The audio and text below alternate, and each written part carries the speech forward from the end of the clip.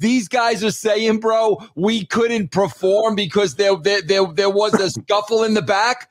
Then you're not freaking pros, bro. You're clearly saying right there, we are not professionals. Russo'sBrand.com, where the pros are the pros. All right, let's get to the news, Jeff. Well, Tony Khan and the Young Bucks have revealed this week why they decided to air that CM Punk Jack Perry backstage footage. So let's start with Khan's comments first. This is on the Chris Russell show.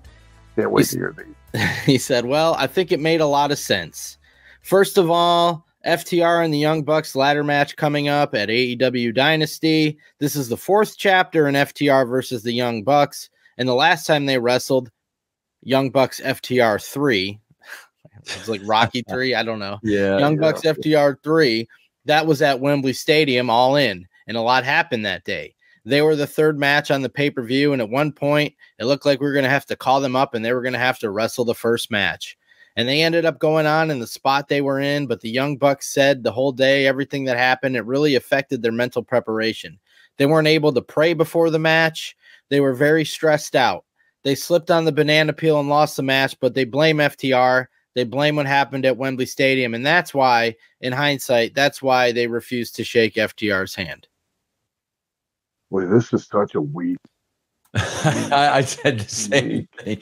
I said, wait till you hear part 2 of this, though, bro. Right, Jeff? You got the second part? Yeah, the Young Bucks also gave. Did I not make an assumption that they were trying to use the Punk footage to shift the heat to the FTR to do?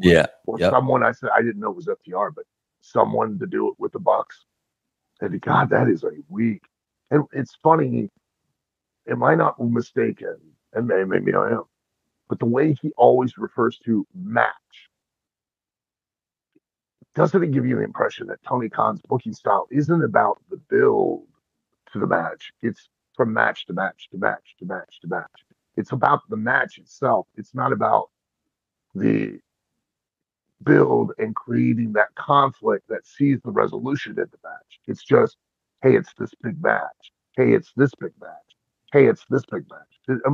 Am I mistaken? No, you're exactly right. You're exactly because in all of the things you've read me, as far as his comments when we've listened to, that's what I always keep hearing. I hear him mentally focusing on just the match, not, hey, this is this is going to build to and create this opportunity for these 4 people to get into the ring. That's what he considers a story.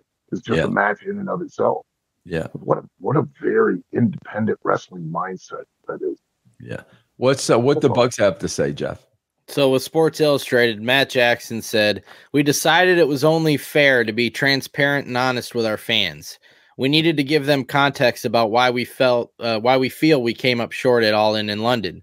Our bodies were there in the ring wrestling FTR at Wembley, but our minds were in the back with the scapegoat in the entire situation." Yeah, then you know what? Bro? Then they're not pros. You're saying right there, you're not a pro. Bro, come on, Al. We had guys that had to perform after Owen died.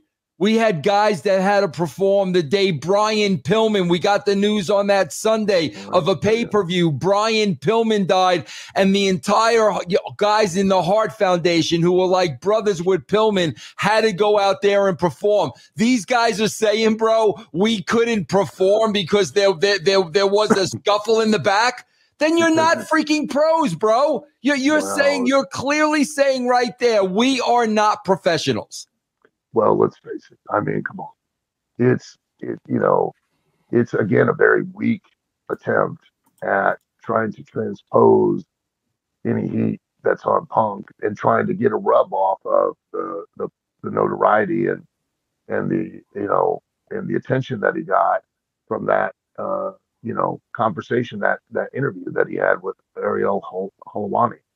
You know what I mean? That's all it is. That's all it is. It's just a very, very weak way to attach yourself to something. And they can try to claim that it's something more, that they were just trying to be honest or open with their fans. No, they weren't. They're trying to, use the interview that somebody came up with the idea. Hey, this would be great. You know, why don't we use that? We'll show the footage, and we'll, you know, put that on FTR. And, you know, we'll work a program with them. Yeah. Did they have anything more to say, Jeff? I know I cut you off. Yeah, he said the three of us specifically, meaning those two with their match with FTR and then Jack Perry, the three of us specifically were wronged that night, and I haven't gotten over that.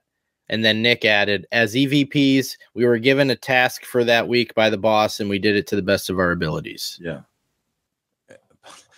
So they still haven't gotten over. They still haven't gotten over something 8 months later. And I still don't agree with one. I don't agree with talent being in the office. Of course, yeah. Over there. Yeah. But I also don't agree with if you are a talent in the office, and there have been, let's face it, there have been in the past guys that have done that, right? Hell, the owner, you know, a lot of times was sometimes the top guy. Lawler, Jarrett, Bunganya, you know, Bill Watts, you know, that wasn't unusual. But the general audience didn't know that. Because again, we're selling the idea that, you know, this is a competitive combat prize fight, and now you're an EVP. That doesn't mean that you have a ability to skew the rules. You don't have an ability to skew things to where you have an upper hand and advantage. Why would you do that? Yeah. Unless you were going to utilize it to create an unfair advantage, and you were going to be a heel, you know, and then use the rules like, you know, if the referee were about to do something, you'd say, hey, don't you dare count me out or I'll fire you. Something like that. Yeah. Why would you tell the audience that? That makes no sense. Also, too, Al, I don't think Jeff has this, but this popped me huge, too. Tony Khan also went on to say that since the footage was shown, yeah, Jack Perry is now over huge in Japan. He's over huge, bro, since they showed that. And he got a good reception with the Chicago crowd. What? Like what, bro? What are you talking about? Because, you know, that's what I'm worried about. Is I want to worry about that my talent is over in a completely different country on the other side of the world. But here, not so much. Yeah. You know? Yeah. Oh God. What else, Jeff? It's all this newsletter. It's ridiculous. It's ridiculous, bro. And that was what started the whole thing in the first place that Punk was upset about. He said something about the glass that was catering to the newsletter crowd. Yeah. Yeah. And it's absurd. I mean, it really is. It is. Man. And again, I have no issue with any of the people that write it. I have no issue with the newsletters themselves. I have an issue with the people within the business that are allowing this to hold such sway that it now damages the entertainment value for the average person. Yeah. You know, it's crazy. Yeah. If you were to watch regular entertainment and critics, right? Film critics, television critics held that much sway, we would never have half of the amazing shows that we've had. Yeah, you're right. We'd never have half of the amazing films that commercially were an incredible success and were critically panned. Yep, you're right. What's up, Brand? This is Jeff Lane inviting you to come hang out with me over on Twitch. I'm live several nights a week playing games, classic and new, currently going through Final Fantasy VII Rebirth, the new Contra game, and more. So check me out, Jeff Lane 22 on Twitch. Pick up Mike Durbin's Conan action figure, bro. Look how beautiful this thing is. I freaking love the packaging, man. Look at this. MikeDurbin.com, guys. Help Mike out, man. This is a beautiful action figure, bro. Beautiful. MikeDurbin.com.